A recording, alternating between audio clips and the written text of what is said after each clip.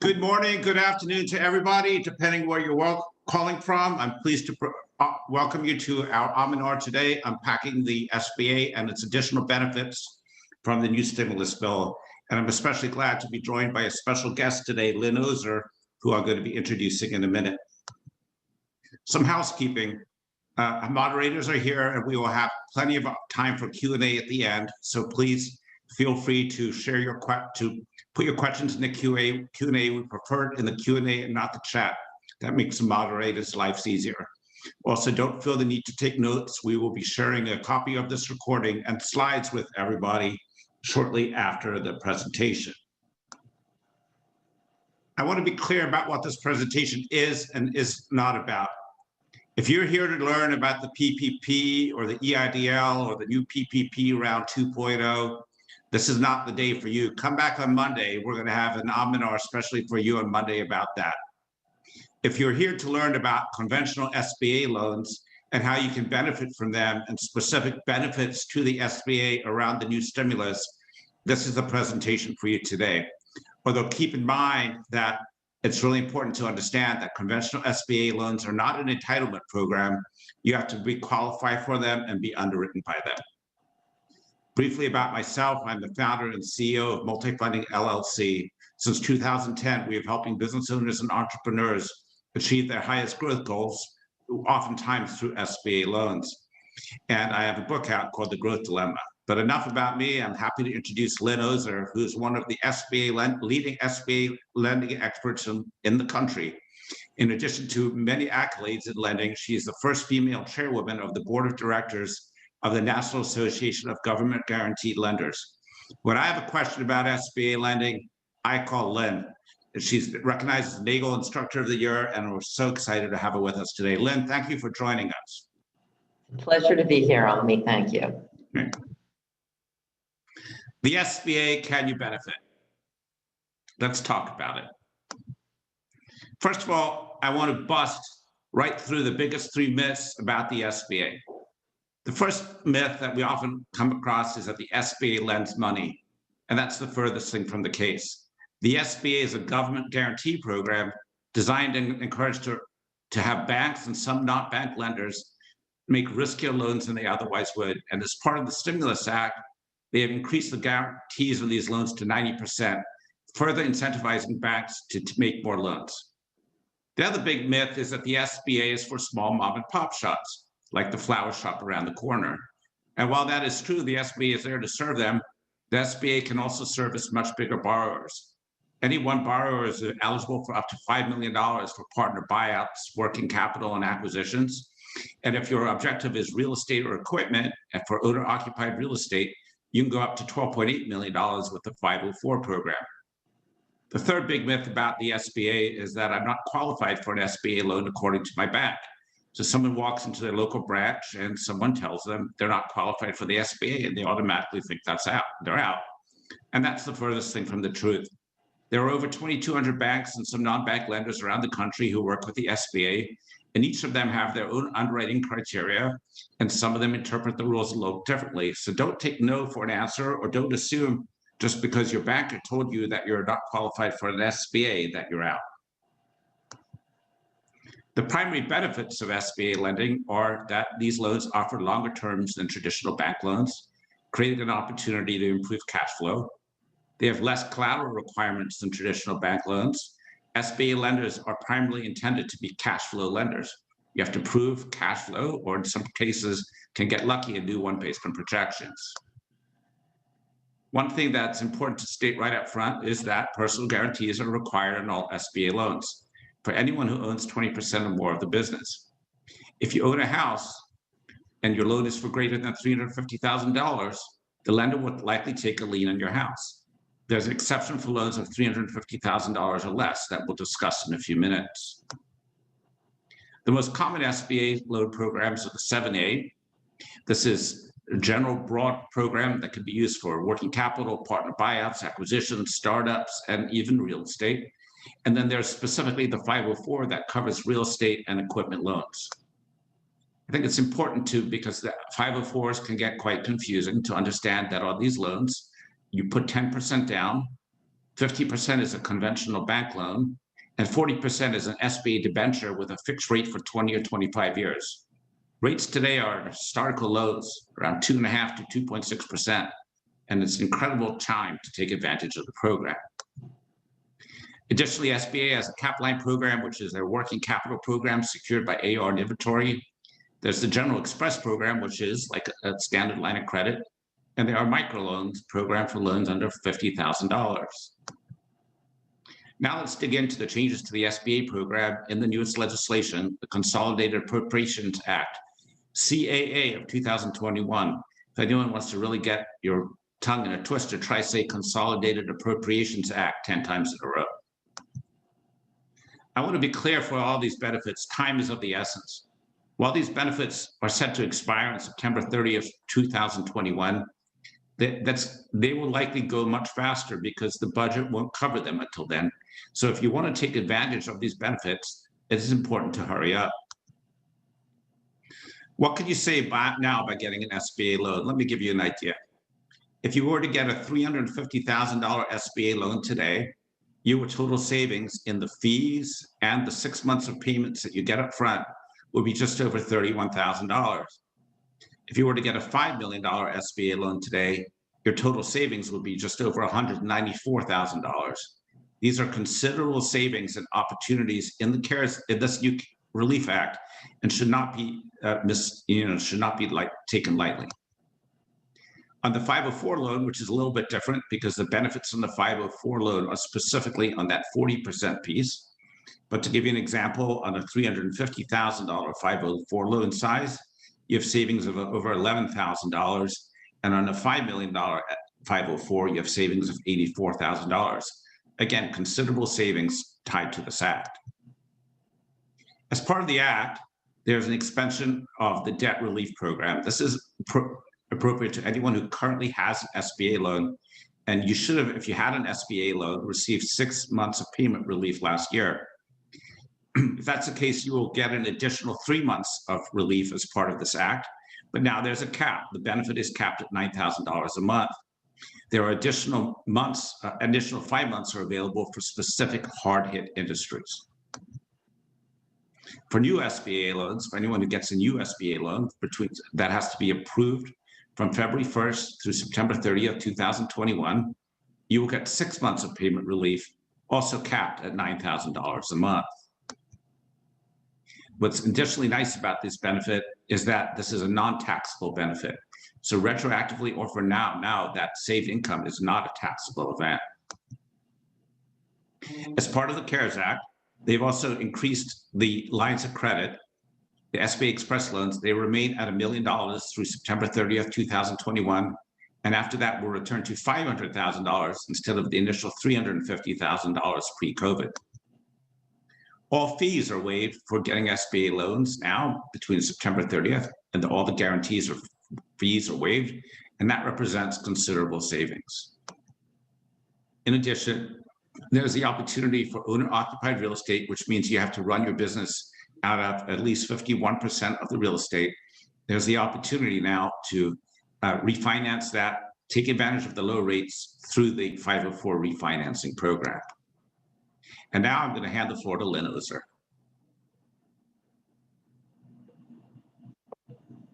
Okay, I'm sorry. The common uses of an SBA loan, these are the most common ones, are the buying out of a partner or to acquire an existing business, for expansion or growth capital, working capital, to refinance debt, to buy, refinance, or even construct owner-occupied business real estate, as well as for startup businesses, buying a franchise, for example. These are the most common uses. Who is eligible for an SBA loan? Well, the business has to be in the United States, based in the United States, and operate as a for-profit business. The owner should have the ability to invest their own capital as down payment money, and they must have exhausted other financial resources before seeking SBA assistance. So you will have had to try to get a conventional loan beforehand. Now, that can be from an existing SBA lender if they say, all they have to do is say that they're unable to make it on a conventional basis, and you are eligible for SBA assistance from that particular institution. But what SBA is trying to say is that if you're eligible and have the ability to obtain a commercial loan from a bank or a non-bank, then you should not be utilizing taxpayer dollars to get a loan. The business has to be small by definition. Now, there are several definitions of small per the SBA. In the CFR, the Code of Federal Regulations, Section 121, SBA discusses the size standards for businesses based on whether or not they are a wholesale, retail, service industry, or a manufacturer. And it depends on the gross revenues of those businesses, or it could depend on the number of employees. But during the economic downturn in the small business directives at that point in time, they changed eligibility for small businesses to one that has less than $15 million in tangible net worth and $5 million or less in after-tax profitability after add-backs. So average net profit after tax of $5 million over the past 2 years. So I would say, and Ami would probably agree, that most businesses that attempt to get SBA financing do fit that definition. There is also the demonstration of a need for the loan. The loan has to be needed for a sound business purpose. Those are basic eligibility components. And most businesses are eligible for an SBA loan, and it's easier to describe what businesses aren't eligible than to list all of the ones that are eligible. So here we show that anyone that is delinquent on any existing debt to the United States government. So any federal debt, if it is delinquent, you're not eligible to get a 7A loan. If anyone that owns 20% or more of the business is incarcerated, on parole, on probation, or a defendant in a current criminal proceeding, is automatically ineligible to get the loan. If your business derives more than 1/3 of its gross annual revenues from legal gambling activities, mostly we think about our local convenience store that has a lottery machine. If more than 1/3 of the revenues come from that, the business is ineligible. Obviously, illegal businesses are not eligible. There are speculative businesses are not eligible. What do we mean by that? Investment real estate, buying and flipping real estate for a profit. Oil wildcatting is one of the other examples that they give, or any type of short investment that you are basically speculative income. It's not eligible. Any political or lobbying firms, life insurance companies themselves do note that life insurance agents may be eligible, but the actual life insurance company is not. No lending institutions or pyramid type businesses. You will all think of Amway or Mary Kay. They are not eligible. And any illegal business / indecent business, which we think about as those that are sexually prurient in nature, or any type of private club where business membership or entrance is restricted, and also businesses that have restrictive hiring policies.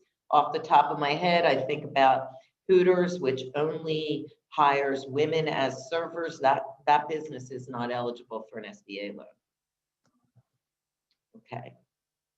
How might you use an SBA loan to acquire a business or to buy out a partner? What are the steps? Please keep in mind that when you are purchasing a business and intend to use SBA funding to buy it, the final purchase price needs to be agreed upon in the sales agreement. What we're saying here is, yes, you could be doing negotiations during your loan process, but you are not allowed to have a purchase price that is dependent on future cash flows or future profitability. There has to be a final purchase price before the SBA would be willing to finance that acquisition. In addition, the seller cannot stay on in the business for longer than 12 months after the acquisition. So they cannot stay on, and that cannot be in the purchase agreement beyond a 12-month period of time. What kind of down payment do you need for a business acquisition? That minimum for a business acquisition is 10%, required by the SBA. Certain lending institutions may require up to 25% of the total project cost, but SBA's minimum for business acquisition is 10%. That 10% needs to be injected by the borrower. Now, the seller can help with that down payment, but only up to 50% of the amount required by the bank. If the bank is requiring the minimum of 10%, the seller financing can only be up to 5% of that half of 5%, 50% of that 10% can come from a seller take-back loan. If the seller's take-back loan is financing a portion of the equity, the seller's take-back loan has to be on standby, which means the seller cannot have any payments at all of principal or interest during the life of the SBA loan. However, there's other seller financing that can help finance your business, where the seller agrees to finance a portion of the loan, and they can accrue principal and interest if it's on standby, or they can actually receive payments on the seller take-back note if it is not part of the equity contribution. However, the principal and interest payments on the seller note have to be calculated into the debt service when the lender is considering the borrower's ability to repay their loan, the SBA loan, as well as the seller take-back note. However, the seller will be asked to take back a loan in most cases when a significant part of the acquisition price is for goodwill. It definitely shows the seller's good faith if they do take back some of the debt. What do the banks like to see? Well, banks like to see money left over in your bank account after your down payment. They don't want the down payment on this project to wipe you out all the way. And they also appreciate continued outside income by either the owner of the business or the spouse or someone else in the household to help mitigate higher equity requirements. So in other words, the SBA will be requiring the 10% down on either a startup business or a business acquisition loan. But in order to mitigate asking for more, if they see other spousal support, that may help mitigate the requirement for the higher equity injection. What are the steps for applying for an SBA loan? Well, every SBA loan has a borrower application form. If you're dealing with preferred lenders, most often they will help you to complete the 1919 form. The 1919 form now contains the personal background information for anyone that owns 20% or more of the business. But you also need to submit personal financial statements for anyone that owns 20% or more of the business. Personal financial statements include the financial statement, usually either on the SBA Form 413 or the bank's personal financial statement form, as well as the last 3 years of personal tax returns on the individuals that own 20% or more. You must also include the business financial statements, meaning the profit and loss statements and projected financial statements and business debt schedules. The business financial statements that are required are the last 3 years of business tax returns and any type of accountant prepared profit and loss statements. projected financial statements, and the business debt schedule, which is extremely important. Ami said earlier that SBA lenders are cash flow lenders. They must understand all the debt that the borrower has in addition to the SBA loan that's about to be extended to the individual. We're also looking for, the bank is also looking for ownership and affiliations.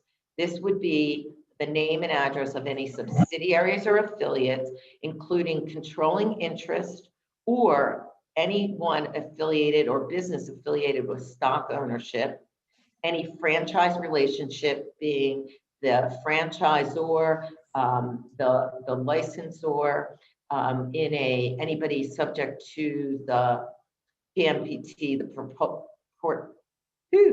petroleum management agreements when you're dealing with a gas station, any proposed merger agreements and certain management agreements. These are things that have to be submitted. Now, the bank will go over what all the affiliations are, but you do need to submit information on them, mostly for eligibility purposes, because the size standards that I mentioned before extend to the borrower and their affiliates. You would also need to have, any business certificate or license with the stamp of the corporate seal on the application if you are a corporation. There would be a history of the business that's required. We talked about the income tax returns on the individuals, and resumes of the management are also be included. Now, they don't have to be exactly in resume form. It can be a paragraph description, but anyone who's reading it needs to know their education and their business background. There also needs to be a brief history of the business, its challenges, and explain what the SBA loan is needed for and the sources and uses of the funds. Any lease or a note from the landlord describing the proposed lease, because the SBA will require a lease for the term of the loan or options to renew at the borrower's option for the life of the loan. And there will also be a landlord's waiver that's required by the bank so that they can get access to anything that the bank takes as collateral for the specific loan. What are some of the steps specific to the business acquisition that we were talking about earlier? In addition to the steps that we talked about previously, the current balance sheet and profit and loss statement on the business being purchased.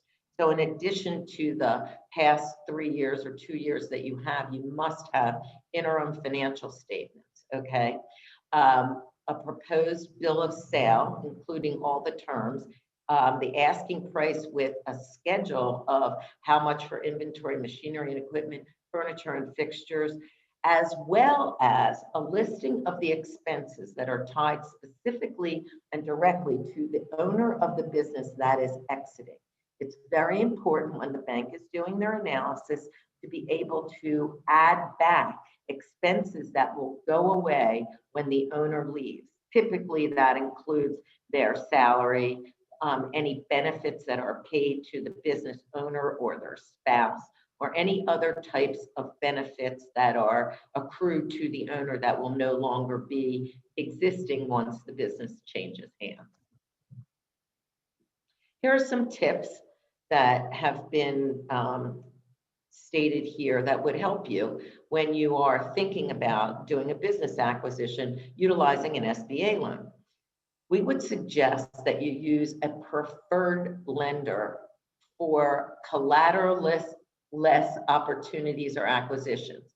SBA preferred lenders will definitely have more of an appetite for loans that do not have collateral than if you deal with a non-delegated bank, a non-preferred bank, who is required to send the loan to the SBA for approval. The delegated banks have to add 3 to 5 weeks to their process because the credit decision, the eligibility decision are not the banks. They lie with the SBA. And the SBA does struggle with businesses that have a lack of tangible assets, and they also underwrite and they process with SBA guidelines in mind, meaning the SBA actually underwrites the credit, not the bank. The bank does it, and then the SBA reviews it. So if the SBA does agree to go along with the delegated lender, they will try to mitigate their risk even more so by lowering the LTV, meaning lowering the loan proceeds, usually because we're dealing with intangible assets. And they may promise the world, but they're not going to, it's not very likely that they're going to be able to get you an approval, a finalized approval before closing. Whereas if you're dealing with a preferred lender, they can give you an approval contingent on items that would be in your control as the business owner, as opposed to in the control of the SBA. And the timing really is all dependent on the borrower. The banks that multi-funding deals with can get you to the point of an approval within 2 to 3 weeks period of time. And sometimes they can get you to closing in 45 days or less if you have the necessary documentation and you have everything that is required by the SBA in order to close the loan. Sometimes it will take up to 60 or 75 days. I've seen it take longer, depending on how long it takes to comply with SBA's closing requirements. So if you're dealing with a preferred lender, you get the comfort of knowing that the loan is actually approved as long as you can provide them with their closing checklist of items. So it puts the burden back on yourself to move as quickly as you want to move. When you're dealing with a non-delegated lender, it's not always in the hands of the lender or the borrower, it's in the hands of the SBA. And multi-funding does have a cadre of lenders that are able to finance business acquisition deals with only a 10% down. Thank you, Lynn. Just an example of one acquisition that we did the last 2 years or so was an auto repair shop that had $5 million in yearly revenue. It was a $4.4 million 7A loan.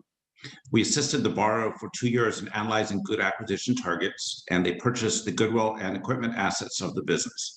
We allowed the buyer to completely change his lifestyle and achieve his dream of business ownership. Lynn, let's talk a little bit about buying out a partner. Okay, we'll get back to our favorite subject here. There's a mandatory business appraisal required by the SBA if you are purchasing a business where more than $250,000 of the purchase price is goodwill, or if it is a non-arm's length transaction, meaning that you are, well, if you're doing a partner buyout, that's obviously not an arm's length transaction, or if you're buying a business from a relative, a close relative, that's not an arm's length transaction. So then you must have a business appraisal. Now, the bank usually will make a determination of what they believe the value of the business is and will issue to you, in a preferred lender case, a conditional approval based on the return of an actual business appraisal. If you are working with a non-delegated lender, the business appraisal must be submitted with their application to the SBA, which is unfortunate because the business appraisal can be quite expensive and you're required to get it before you know that you have an approval. Whereas when you're dealing with a preferred lender, they can give you the conditional approval based on the appraisal coming in at a certain dollar amount, which is very similar to how it works with a real estate appraisal. You get an approval conditioned upon the real estate appraisal coming in at a certain amount.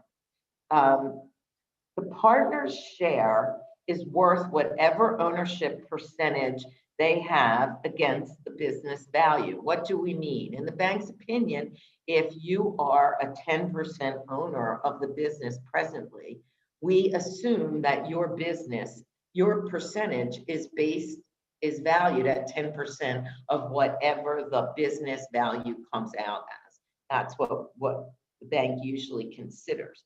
You can pay more if your partner asks for it, but the bank is limited to the amount of credit that they will extend to you based on the ownership. And this goes also for acquisition of non-partner outside purchase of another business from the outside. SBA will never guarantee a loan that is in excess of the business appraisal value of the business. It's very important to make sure your financial statements are in order and up to date. SBA requires business financial statements no older than 180 days from the date of approval. And if you are doing a business acquisition, it's very important that you have interim financial statements available at the time that the lender is doing their due diligence. If you don't have any real estate, if the business acquisition doesn't include any real estate or hard assets, it's nearly impossible to get the loan without going to a preferred lender. And they can become much more comfortable with an actual cash flow deal than the SBA. The SBA will have a more difficult time, and to mitigate that will most likely require a larger down payment than an SBA preferred bank. With a bank that specializes in business acquisition loans or is actually simply a preferred lender, you will probably have a much easier time, and multi-funding can guide you to a cadre of lenders, knowing the appetite of those particular lenders if you're interested. The thing that usually holds up these partner acquisitions is not necessarily the approval time by the bank. It is the final decision on an agreement of the selling price by the partner or the seller of the business. So that's usually the biggest problem. If you have a scenario where you're on a good terms with your partner that you're buying out, it will be much smoother. Okay. Thank you, Lynn. Just one example of a partner buyout case study we actually did right at the beginning of 2021 was a financial consulting company that wanted to buy out their partner. Their partner was actually a private equity company that owned half the company. That transaction was $7.2 million. So what we did is we got an SBA 7A loan in the first position, and the same lender did a second loan of a conventional loan of $2.2 million. It allowed the partner to the existing partner, who the founder of the company, to buy out the private equity firm and quickly and be able to regain control of 100% of their company. Another big use of SBA loans is expansion or growth capital. And I want to talk about a little trick that a lot of our clients have taken advantage of over the years. It is easier to get an SBA loan of $350,000 or less. First of all, for this particular program, the lender will not be required to take a lien on your personal residence, which is often a sticking point for many borrowers. And secondly, the lender is not required to have a first clean lien on all your company assets.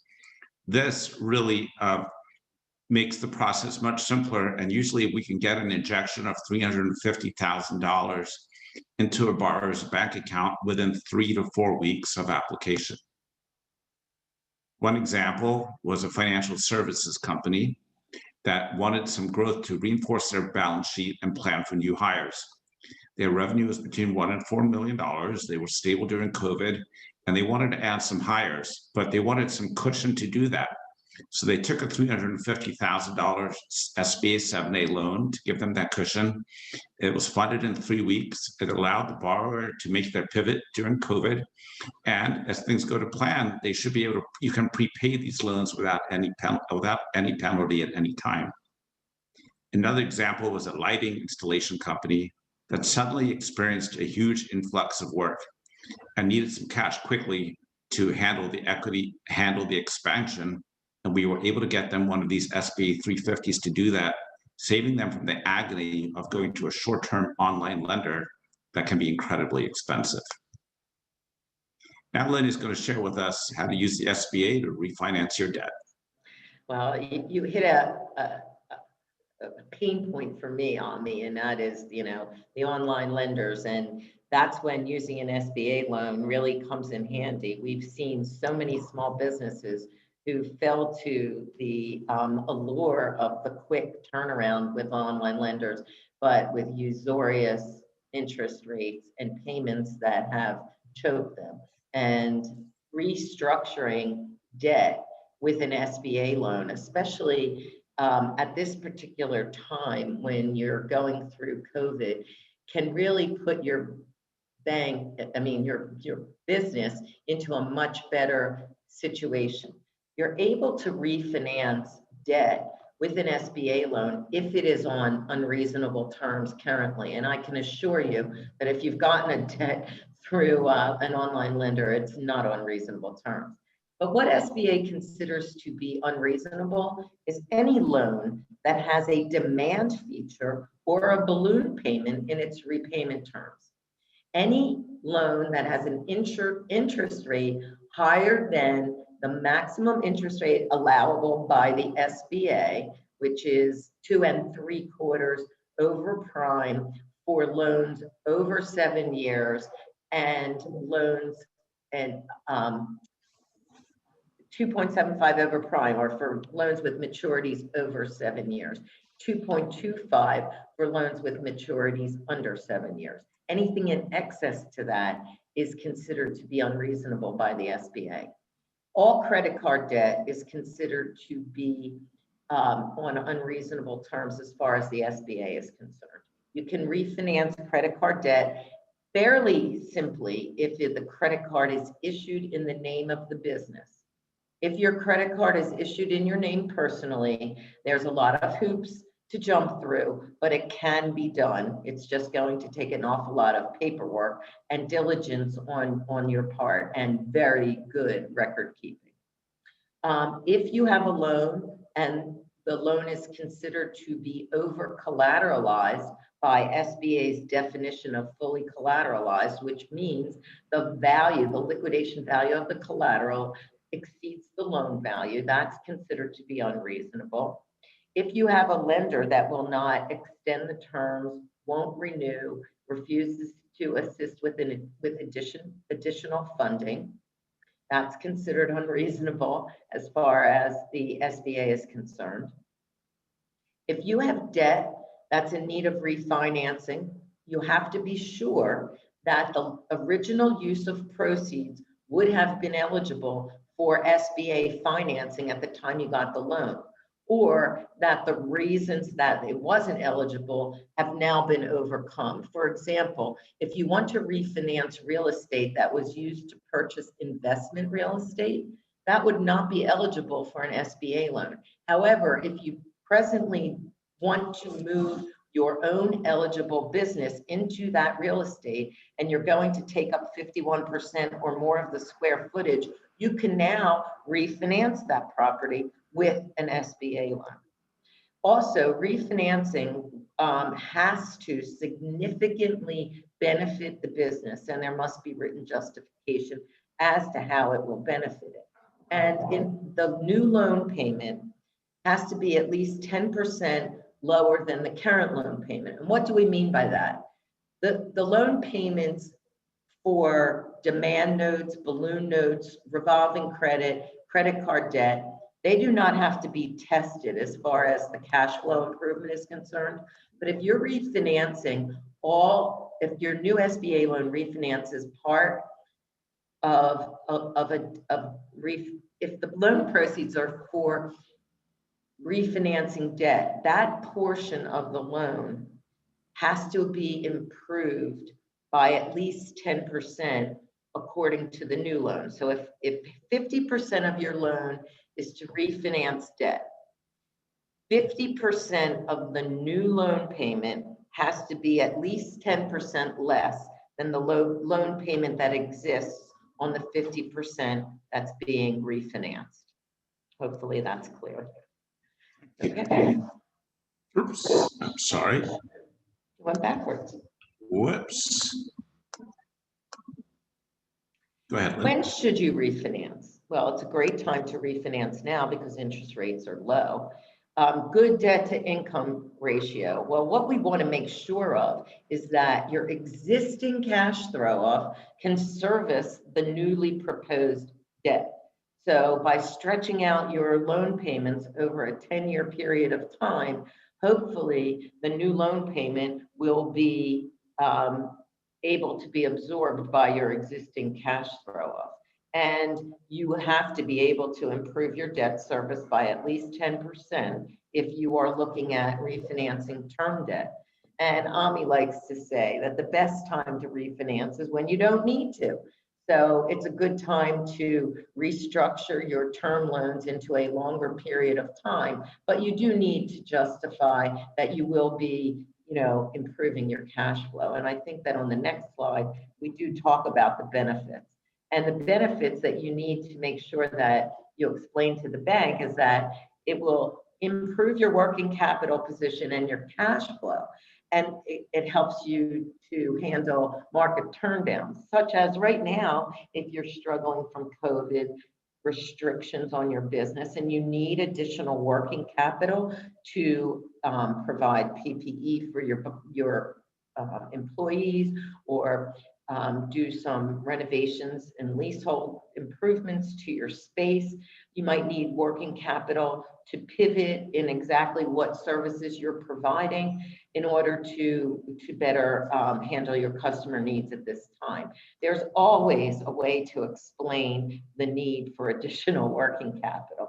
And by lowering your monthly payments and getting longer terms, you will do that. Just thought I'd share one example of an HVAC company that we worked with for a long time. They were on the verge of bankruptcy, and they had been stung by the case of taking on a lot of predatory debt. We were able to get them a 7A loan of $1.82 million, and in that process got their payments down, their monthly payments down by $30,000 a month, or up to $360,000. So there are truly incredible things that you can do with refinancing your debt with the SBA. Another opportunity is to buy or refinance an owner-occupied building. By owner-occupied, we mean 51%. You're able to do a real estate loan either through the 7A or the 504, and there are some reasons in some instances where the 7A is better. But I want to just take a minute and explain the 504 program. You can build or expand or renovate your owner-occupied commercial real estate. And you can also refinance your debt with the SBA 504, but when you refinance or use the 504, it has to be exclusively used for your real estate or equipment. The benefit really of buying a building with a 504 is that you can do it with 10% down. And instead of typically banks requiring 25 or 30% down. And as I explained earlier, it's broken down to the 10% for the equity injection, then a conventional loan for 50%, and then a debenture for 40%. Those debentures are fixed for 20 or 25 years. And currently the rates for them are between 2.5% and 2.6%, which is really, really cheap. And so it's a smart idea right now to look at if you own real estate for your business, what the rates are, if they're fixed now, when they reset, and to perhaps take advantage of these super low rates, plus the additional reduction of fees and 6 months of payments offered by the SBA as part of this new act. One example was a camp and event space company. We did this, I think, 2 years ago, and we were able to get them a 504. It really allowed them to tremendously expand their facility and take advantage of historically low rates. So what are the benefits of doing all this now? I just want to reiterate the savings tied to getting an SBA 7A or 504 now. For a $350,000 loan, your savings in the transaction will be $31,000. If it's $1 million loan, $80,000. That's 8% of the loan amount. These are substantial savings. And to keep in mind, while the benefit expires on September 30th, It's September 30th or when the program runs out of money, whichever is first. So I wouldn't encourage people to wait to the last minute. I also think it's important to understand this benefit. It was available last time, but a lot of people were so focused on the PPP that they didn't take advantage of it. And on the 504 loan for $350,000 debenture, your savings are $11,600. And for a $5 million debenture, they're $84,000. We're going to go ahead and put in while we open up the Q&A, we're going to go ahead and put in the Google form, in the chat forms, a personal takeaway form. And they always say, if you don't write it down, you don't remember or you forget. So I'd love for you folks to take a minute and just write down perhaps the three most important things that you learned today in this presentation. And then if you want any additional follow-up information, we'll be happy to provide it to you and to sign up for our newsletter. Keep in mind that a copy of the slides and recording will be shared with you later this afternoon. So I hope you didn't feel the pressure to take notes. Midnight last night, amongst all the chaos going on in our country, the SBA released about 150 pages of new guidance on the new PPP round 2 and the new information. We did publish a summary of the key findings of that this morning, but our team will be working on that through the weekend, and we will have a presentation available on Monday to really dig in and help you understand the next round of guidance in terms of the PPP, the forgiveness, and the EIDL. So if you want to log back in on Monday, you can feel free to join us. Remember that you can always connect with us on realtime.inc.com for our community site, where we are continuously updating and folks are discussing these different benefits and programs. We have our Facebook group that is now live. This link will be live linked in the presentation we send you. My Twitter handle is Ami Kassar, and our website is multifunding.com.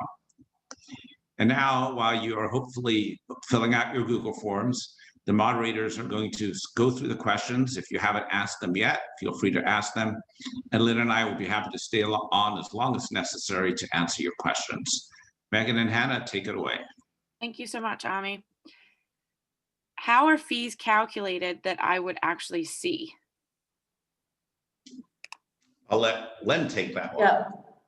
Fees on an SBA loan that you would save, SBA charges a guarantee fee based on the guarantee percentage and the size of the loan.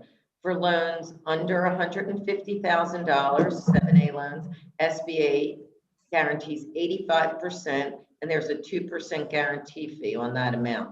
For loans between $150,000 and $700,000, it's 3% on 75%. For loans over $700,000, it's 3.5% on 75% of the loan. But once the guaranteed portion exceeds $1 million, it's 3.75% on the guaranteed portion. These fees are not, I mean, you can Google SBA fees and if you want it written down, but these are the fees that will be saved by you if you apply for a loan between February 1st and September 30th. Does that answer your question? Thank you, Lynn. What if SBA loan is approved in December of 2020? Will I still get the 6 months of the waiver and the business is still yet to lose the next week? Unfortunately, as the statute is written today, there is an unfortunate gap for loans approved between September 28th and February 1st.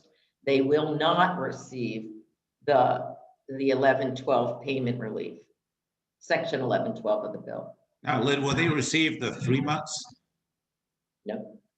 Yeah, so we're hoping that there'll be some clarity on that, but as of right now, that's the way the legislation is written, and unfortunately, those borrowers are out of luck.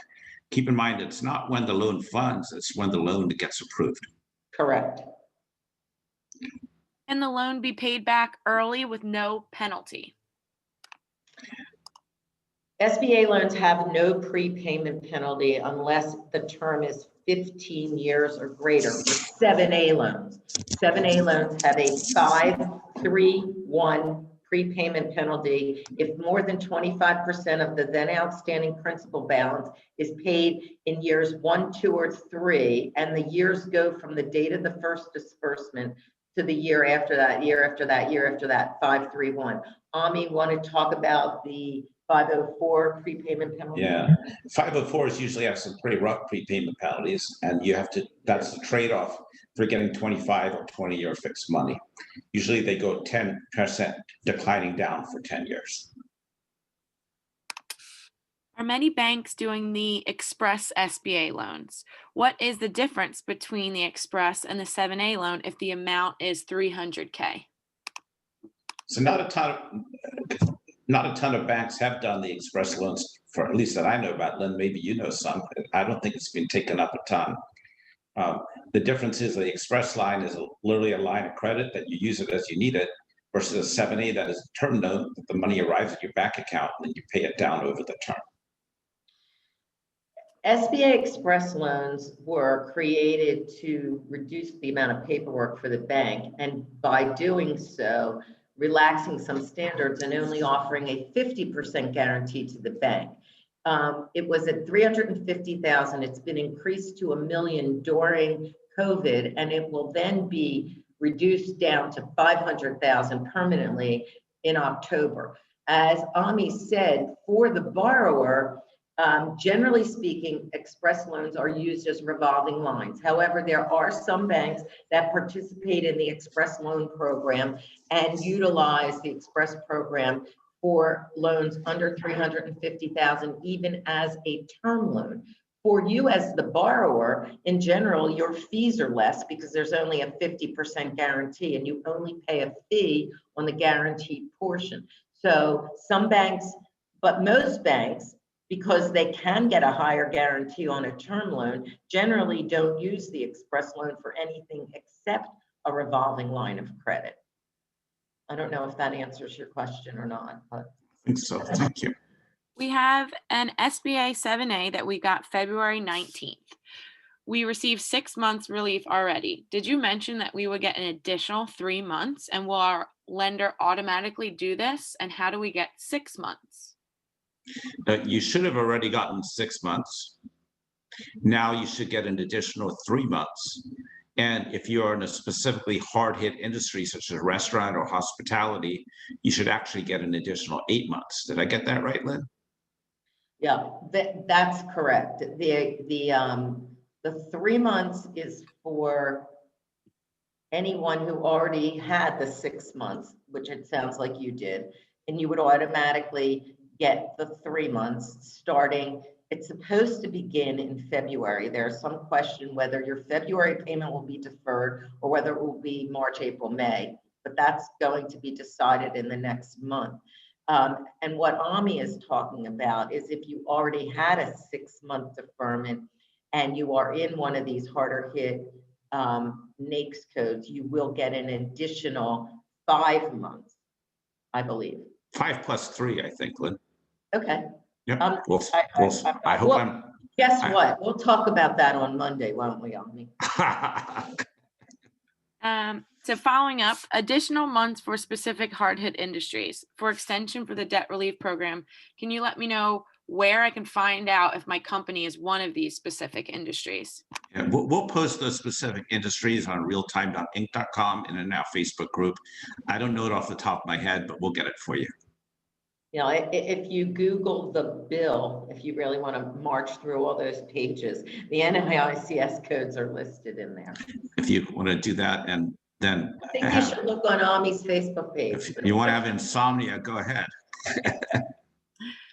We heard the requirements of personal guarantees by owners have been removed by the CA 2021 Act. Is that true for the 7A loans? No. No.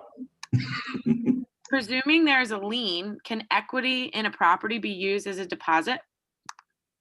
No. Equity in real estate is collateral. Equity is cash into the business. One of the things that you can do under certain circumstances is get a loan against the equity in your home, perhaps a home equity loan, but it has to be proven that there's a source of repayment for that loan other than the business. So the salary of the owner that comes from the business at hand cannot be what's utilized to repay that home equity loan. It has to be from the spouse of the owner or a source outside of the business. In those cases only, when it can be proven that the repayment comes from someplace else, then that equity that you get from a different loan can be put into the business as equity. But you can't use any type of borrowed money with repayment attached and use it as equity, nor does collateral count as equity. And you have to be careful with utilizing your home equity loan, your equity in your home as your equity, because then you run into the chance that you won't have collateral for your loan. So it's a thin line, and it's a decision that you should make in conjunction with your financial advisor.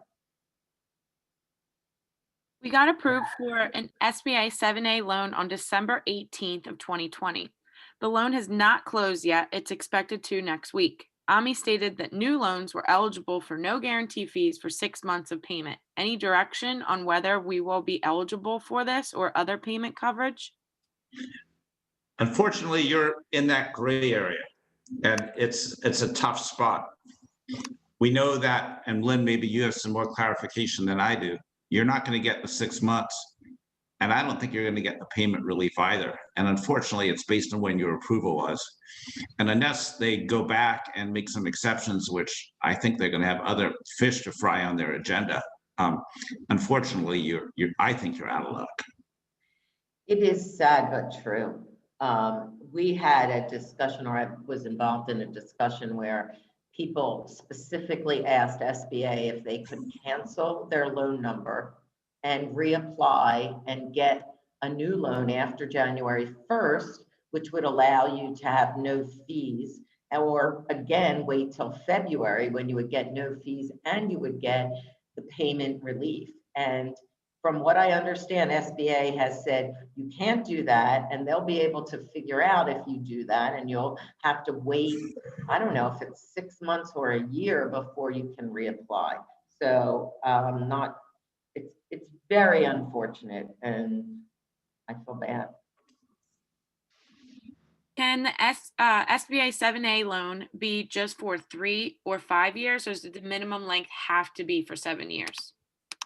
I think some people try to play this trick earlier. They wanted to get like a 7A on a 6 or 12-month amortization so they could get the biggest bang for their buck for their monthly payment relief. It's not going to happen. SBA requires that the lender match the maturity of the loan to the borrower's ability to repay. And if a borrower can repay a loan in 3 years, then the borrower is not really eligible for an SBA loan to begin with. So generally speaking, the borrower is going to be demonstrating repayment ability at 7 or 10 years usually. I mean, some SBA lenders do 5-year loans, but that's very unusual. Are nonprofits or religious organizations eligible? Not for 7A or 504. They are eligible for PPP and second draw PPP. Yeah, and additionally, I learned something, Lynn, that I didn't know before, is that nonprofits are eligible for EIDLs. Interesting. And so I think that's a little caveat for nonprofits out there, that I think you can go in and apply for an EIDL. We'll talk more about that on Monday. Are you eligible if you're involved in a lawsuit? Contingent liability, generally speaking, the lenders will either want it resolved or there has to be some kind of a written agreement. The contingency factor is why they will generally not approve a loan if you're involved in a lawsuit. There's opinion letters that would be required by the attorneys for the borrower. Most likely you won't be eligible. I know for a fact, and this is something that not everybody knows, you cannot get an SBA loan if you are involved in divorce proceedings. If you are in the process of getting a divorce, you cannot get an SBA loan. It has to be signed, sealed, and delivered, or you cannot get an SBA loan. But you can get an SBA loan to pay your wife out for her or your husband out for their share of the business in a divorce settlement. Smile and smile. To qualify, do you need to show profit on your 2020 P&L? In order to get, the SBA's requirement is that you demonstrate the ability to repay either through historic financials or projections. And I will tell you that you are probably not alone in those that will be applying for SBA loans in 2021 and have a loss in 2020. The big thing is going to be how well your projections reflect the scenario that we live in today, and whether or not your assumptions are realistic and backed up. You have to have assumptions that are reasonable and based on information and data that's very explainable. Yeah, just to Lynn's point, I think it's important to emphasize that investors buy dreams and lenders manage risk. So when you put projections together for a lender, they have to be believable, beyond believable. And lenders don't want to see that you're going to be $1 billion company in 3 years. When applying for a 7A and calculating net profit for 2020, what expenses are added back to our P&L by SBA? Lynn, you want to take that? Yeah, that's an interesting question. They have not, they've issued guidance for lenders for making loans in uncertain times, but they did not give a list of add back expenses. Add back expenses, really, it's a credit decision. So if you're dealing with a preferred lender, then the lender gets to make that decision along with you, the borrower. If you can prove that these were one-time expenses, such as revamping your entire office and all the money that you spent to guard against COVID spreading in your office, or anything that you will not continue. PPE may still be a continued expense in 2021, buying masks for your borrowers, or cleaning services that you never had before, coming in every day to clean your office and so forth.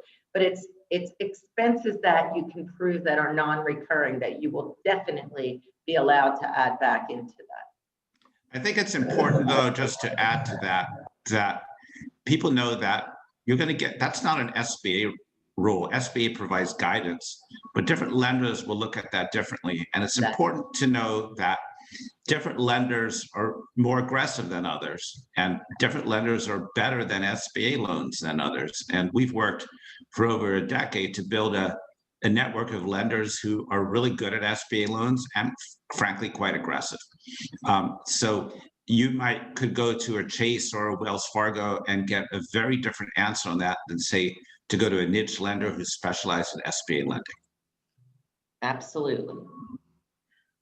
When applying for a second 7A loan, is the underwriting process the same by the SBA? It's not. The SBA doesn't have an underwriting process. Each lender has an underwriting process. That's what's really important.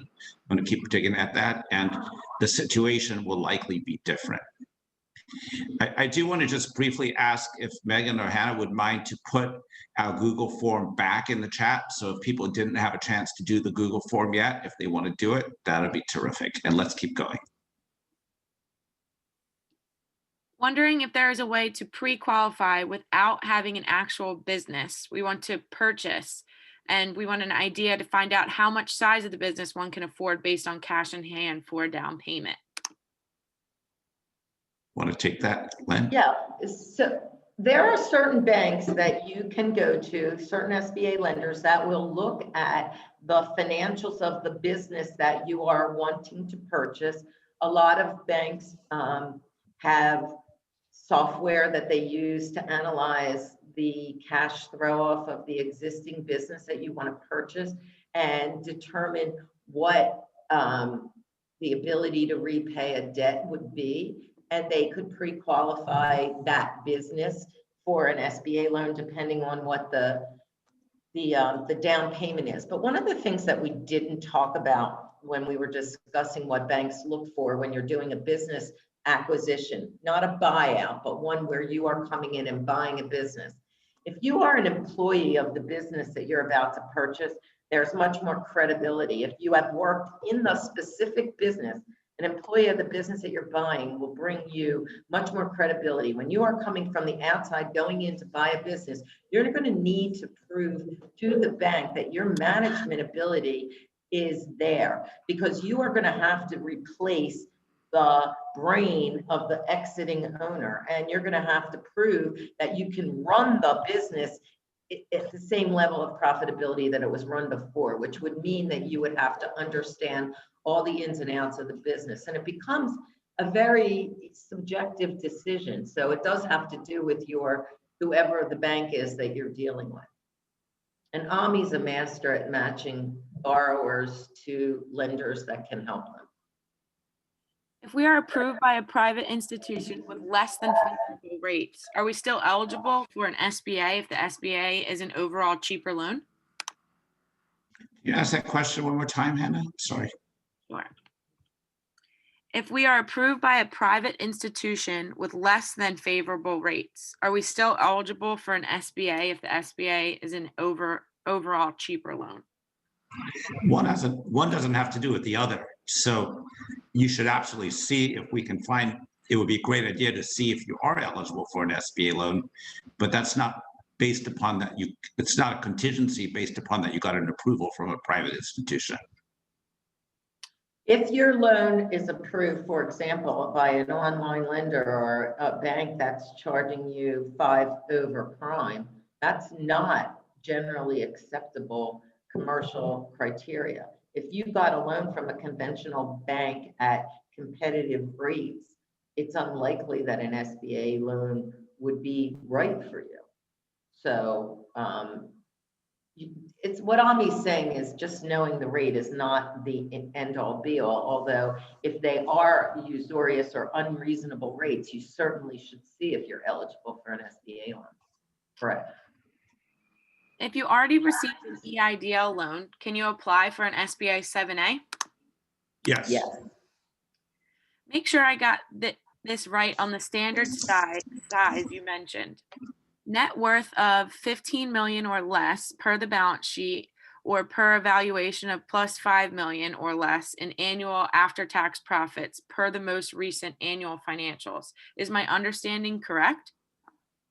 Let me say it more clearly. I'm not sure okay, when we're looking at the size of a business, it is tangible balance sheet net worth of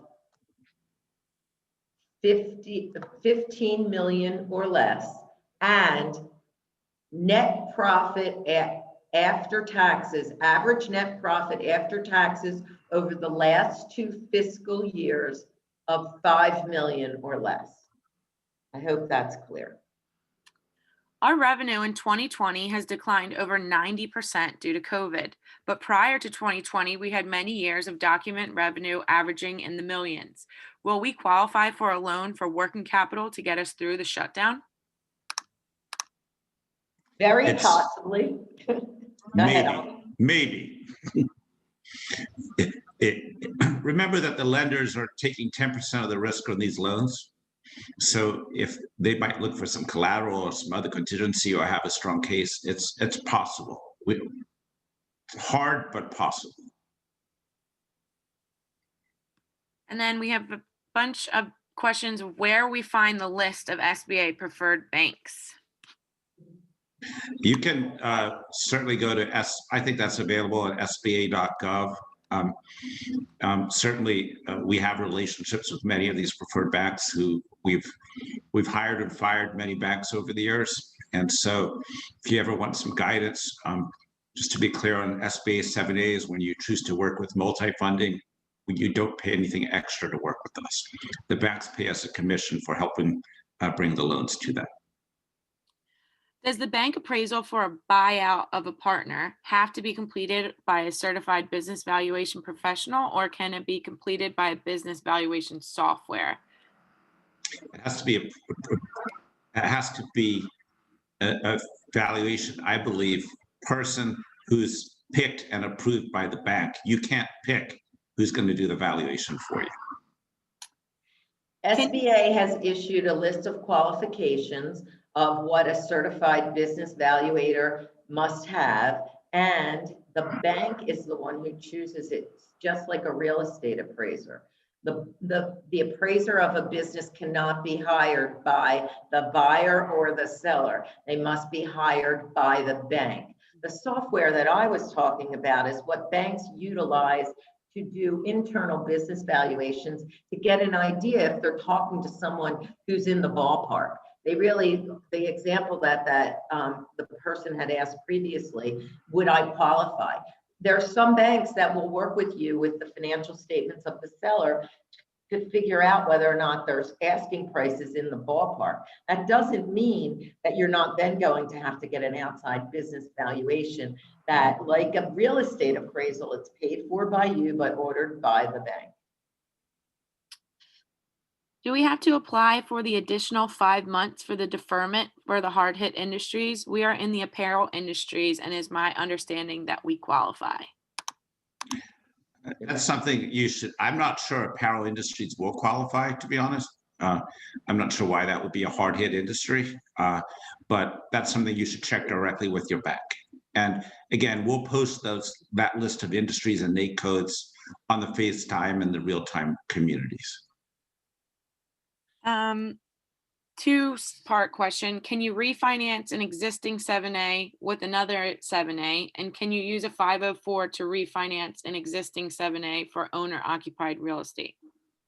There are a lot of rules surrounding those questions. We'd have to know the specifics. Okay. Refinancing a 7A with a 7A is not usually feasible because, if you remember, we said the loan must be on unreasonable terms. SBA believes that they only do loans on reasonable terms. So to find an SBA loan that's not on a reasonable term would be difficult. And that's why you don't usually find a 7A replacing a 7A. As far as a 7A replacing a 504, a 7A loan can replace a first mortgage 504 and a 504 piece together, or if it's improving the cash flow, or it can replace the 504 loan, but only as part of an addition to that 504. It's not dollar for dollar. Ami, do you want to speak about refinancing a 504 with a 504? Very difficult. So again, we can try answer specific questions about that, but it's certainly not the norm. Can you use a 7A SBA loan to refinance a line of credit you have for your business that's less than $300K? Absolutely, as long as the lender is agreeable to it. Could a new restaurant who opened in May 2020 apply for a growth capital loan? They don't qualify for the PPP since they were not operating on February 15th. Would the SBA 7A be their best option? Probably, but again, it a little bit depends how that restaurant is doing. If that restaurant is dead in the water, it's going to be tough to get an SBA lender to do that. What are business profitability requirements to qualify for SBA loans? That's going to be lender by lender, but maybe Lynn could speak to it a little bit, but it's more based on cash flow formula than profitability. Yeah, profitability isn't the driving force, it's cash flow. SBA has minimum cash flow debt coverage requirements that they will make a loan, based on the cash flow coverage. But if your profitability historically doesn't meet it, and you can provide projections to demonstrate how you will cover your debt, then you will be okay. Because SBA, there's a rule that says the lender must be reasonably assured of repayment ability. That's either through historic profitability or projections based on reasonable, justifiable assumptions. And as Ami says, it's case by case on the lender, which is why I have to say, if Ami's organization can help direct you without any cost to you to a lender that best fits your scenario, that would make a lot of sense. How much can the adjustable rate on an SBA 7A loan fluctuate? Depends on the There's- lender. Sometimes they fluctuate. Usually they fluctuate on a quarterly basis. Some banks, they fluctuate on a daily basis. It's very unusual, but they also fluctuate annually or every 3 years. Every bank does it differently. But there's typically no cap on how high they can go. That's correct, unless the bank chooses to have a floor. It Correct. can have a cap, but then they have to have a floor that matches. Can we have part of the EIDL loan forgiven under any of the new SBA debt forgiveness? No, What kind of personal credit minimums for a 7A or a 504? that's bank specific. It's a bank decision. What type of equipment can be part of a 504 versus 7A programs? This, I mean, technically I don't know the specific rules about any equipment that's not eligible for a 504. It's very broad in the 7A, and I think it's probably pretty broad in the 504 as well. I would assume because the rules for financing means the loan maturity cannot exceed the useful life of the equipment. So if you have a computer and you're furnishing an office with a bunch of computers, you're not going to get a 504 loan for that, because the 504 loans are very long-term loans. So you cannot finance equipment that doesn't have a useful life that matches the maturity. Many of the case studies included businesses with more than 1 million in rev. What are prospects of a business that has less than 1 million of revenue to qualify for SBA loans, if at all? Any lenders that target businesses below 1 million? We do plenty of work with businesses, and there's plenty of SBA loans done with businesses with less than $1 million of revenue. That's just some case studies we chose to highlight, but that's not an issue. Do loans that were in existence before September 28th, 2020 get the extra 3 months of relief? Yes, Our bank is holding our business real estate mortgage. What's their incentive to consider an SBA 504 to refinance, since they will lose their higher rates of interest? well, maybe it's time to look for a different bank. If we have already received an SBA for 150, are we eligible for the 350K loan as part of the 501C program? I'm confused by that question. So I'm guessing that your 150 is based on you received a 150 for the EIDL. And then, but if you're a 501c3, which is a nonprofit, then you're not eligible for an SBA 7A. You can get a PPP loan. Correct. Perhaps if you meet the criteria. Right. Does using an SBA loan for owner-occupied commercial real estate impact the eligibility for any tax abatement programs? I don't think so. I'm not sure. I don't think so either, but I am not a tax guru, but I don't think so. I think you're okay. 2 separate questions. When does the 3 months of relief start, and how does the 6 months of relief factor into the 7A if we got funded in the next 60 days?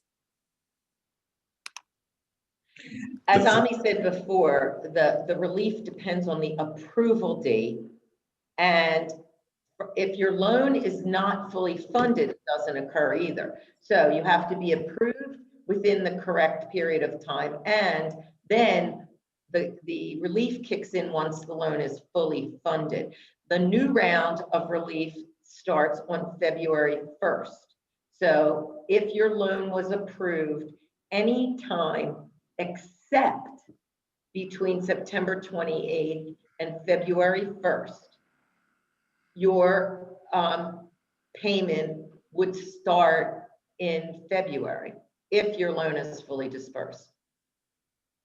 Did I cover that right, Ami? I think so.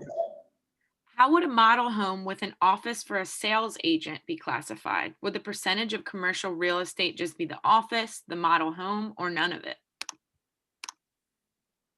If the business is for any type of residential real estate, that in and of itself is not eligible for SBA financing. Can you clarify multi-funding's fee for the typical SBA loan? We don't charge you a fee. We get paid a commission by the lender for bringing you a loan when the loan closes. Is the forgiven portion treated as taxable income? We'll be covering all forgivable PPP questions on Monday. We're not going to talk about that here. At what point of process does bank mandate business appraisal, and who pays for it? Who picks and who does the business business appraisal? The You business might have appraisal. answered that. We did. Yeah, go for it. The business appraisal is required anytime more than $250,000 of the loan is going towards goodwill, or if it is a non-arm's length transaction. The bank hires the business appraiser. It is hired if you're using a preferred lender. They will do the business valuation during the process of the loan will be conditionally approved pending the business valuation. If you are using a non-delegated lender, the business valuation must be acquired and paid for before the bank sends the loan to the SBA. And in all cases, it is the borrower, the applicant, who pays for the valuation. They do not hire the valuator. Generally speaking, if you can secure an EIDL loan, they tend to be more advantageous than an SBA cap line loan. Is that correct? They're completely different instruments for completely different uses. Thank you. What if your traditional SBA 504 loan closing gets pushed back to after February? It's not dated by the closing, it's dated by when the approval was issued, whether or not you get the benefits. So if it was approved before February, you're not going to get the benefits. We currently have debt with unreasonable terms that we would like to refi. Some, but not all of the debt is personally guaranteed by the owner. Is refinancing with a 7A loan? If refinancing with a 7A loan, would this loan require a personal guarantee? All Yes. SBA loans require personal guarantees by anyone who owns 20% or more. It is my understanding that you have to be turned down from other lenders before being eligible for the SBA loan. Ancient history. Not true. Can a Canadian company buy out an American company using the loans, presuming the Canadian company will continue the bought out business operations in America? No. Can The we get business receiving the loan, the owner of the entity that owns the loan has to be based in the United States, for profit in the United States. Can we get a new SBA loan to combine the two we already have? Unlikely. How many years must the projections be? Usually 3. Will SBA consider my CARES money and PPP money as service towards cash flow? Yes. Yes, in order to do a break even, they have to assume that they won't be forgiven. But I would hope that most banks would review the situation and determine whether or not that's appropriate. But yes, they would include it because they're contingent liabilities if they're not yet forgiven. Is it possible to refinance an RV park with an SBA loan? If you can prove that the stays in the RV park are for 30 days or less, that the revenue comes from stays in the park of 30 days or less. Otherwise, they consider it to be residential. If not SBA, we have some very aggressive bank RV park lenders who specialize in it. And there you go. I currently have an SBA loan for commercial property that our business uses. There was early prepayment penalties for the first 3 years. Can you still refi during the first 3 years? You can, but you're going to pay the penalty, but you can't, unlikely you can refinance it with another SBA loan. What is the minimum length of a business to qualify for any of the SBA loans? 0 days. Can the reverse of a Canadian question, the Canadian be true? So can buy a Canadian, buy a US Corp and bring it to the US?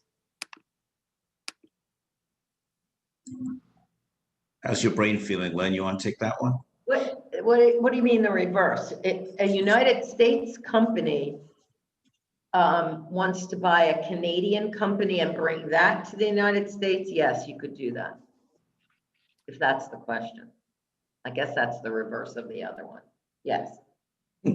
Is there a requirement to attest to the need for the new loans? And if so, isn't that a conflict with your statement about when to refinance being when you don't need to?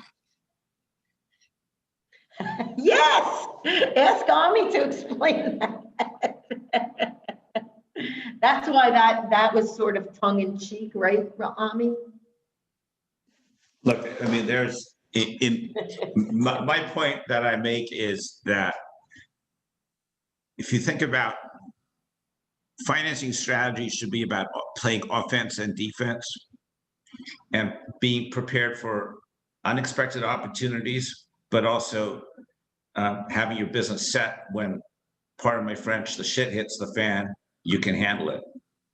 So my point is, when COVID hit last March, which none of us could have ever dreamed about and expected about, what would have happened to your business if you didn't have PPP or some of this government relief comes out? Many businesses would have just been slammed shut within days or weeks. And so if there's an opportunity to refinance when things are going well and improve your cash flow and strengthen your balance sheet, it's always a good idea. Because when things are not going well, that's when banks usually don't want to talk to you. This question is about qualifications for the Express line of credit. And can you talk a little bit about the Express loans, microloans, and is there anything special or different about these? I don't know a ton about the microloans. Maybe Lynn does. The Express loans are bank specific, and each bank, again, is going to have their own rules and criteria about how they do them.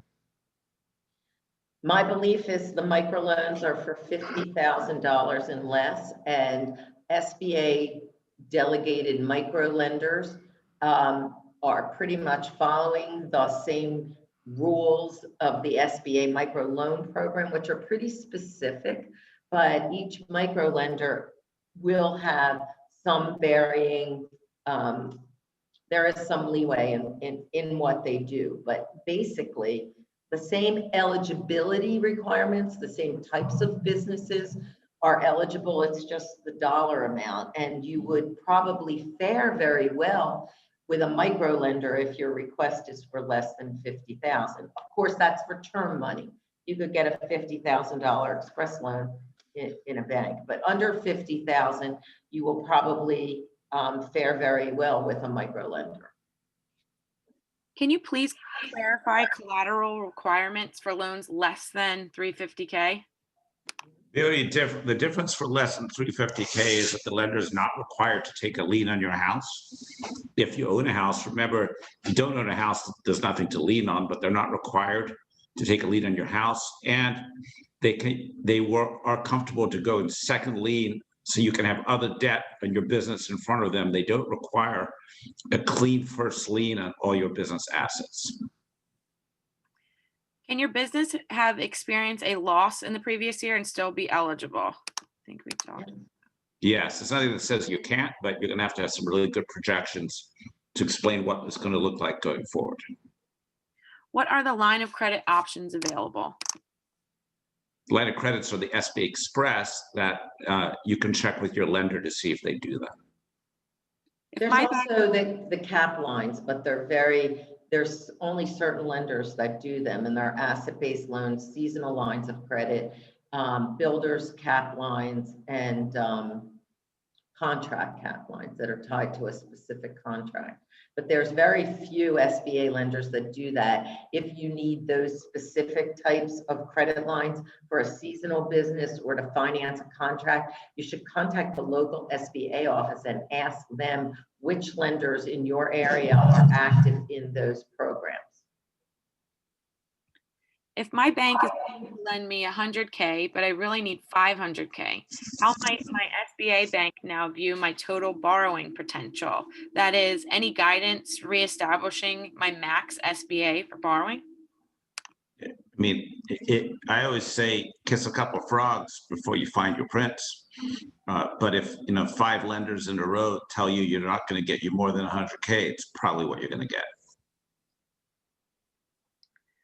For existing loans, the new act provides for a 3-month subsidy period for covered loans other than for a covered loan described in the CARES Act in Section 112A or 112A2, which have been an 8-month subsidy. This is separate from the 8-month period allowable for covered loans in the specific NAICS code. So how do covered loans eligible for an 8-month subsidy, other than the specific codes, differ from those that are eligible for only 3 months? You lost me. Don't try to repeat it, Hannah. No, I was kind of something. Yeah, So how 8 months compared to 3 months if your NAICS code or your code is not available? your code's not available, you're getting 3 months. Okay, that was the final question. Hooray! Thank you, everybody, for joining us today. Thank you, Lynn Ozer, for being such a gracious co-host. And now My pleasure. We're going to lure you in and bring you back for more. I want to remind everybody that we'll be back on Monday talking specific questions around the PPP and the EIDL. Maybe we can put up in the chat, we do have some consulting packages available. If you want specific help in getting help in all your answers questions, how to maximize the advantage of the PPP and the forgiveness and the different programs. And certainly feel free to reach out at any time with any SBA questions. We thank you so much for your time. For the 120 people who are left, you're amazing. You've lasted through an hour and a half of this. I can't quite believe it. So we wish you Godspeed, and we all have to just keep pushing forward. And thank you so much, everyone. And thank you to Megan and Hannah for doing such a beautiful job moderating for us today. Thank you, everybody. Take care now. Bye-bye.